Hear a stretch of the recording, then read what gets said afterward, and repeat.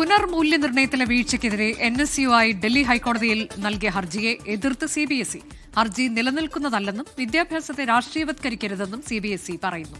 NSUIയുടെ ഹർജിയിൽ ഡൽഹി ഹൈക്കോടതി എതിർകക്ഷികൾക്ക് നോട്ടീസ് നൽകി. ആർ അച്യുതൻ വിവരങ്ങളുമായി. അച്യുതൻ, കോടതിയുടെ സ്വാഭാവിക നടപടിയാണ്. ഇതിൽ എന്താണ് ഇരുഭാഗവും ഉയർത്തുന്ന വാദം?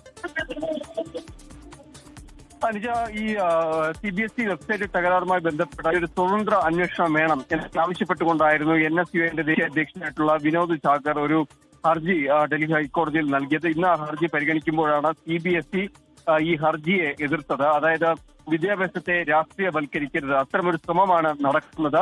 NSUI ഒരു രാഷ്ട്രീയ സംഘടനയുടെ രാഷ്ട്രീയ പാർട്ടിയുടെ വിദ്യാർത്ഥി സംഘടന കൂടിയാണ്.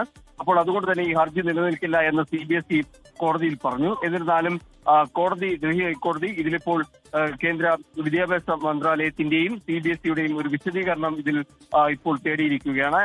ശേഷം ഈ മറുപടി ലഭിച്ചാൽ വെള്ളിയാഴ്ച ഈ ഹർജി ഡൽഹി ഹൈക്കോടതി വീണ്ടും പരിഗണിക്കും. ആർ അച്യുതനാണ് വിവരങ്ങൾ നൽകിയത് ഡൽഹിയിൽ നിന്ന്.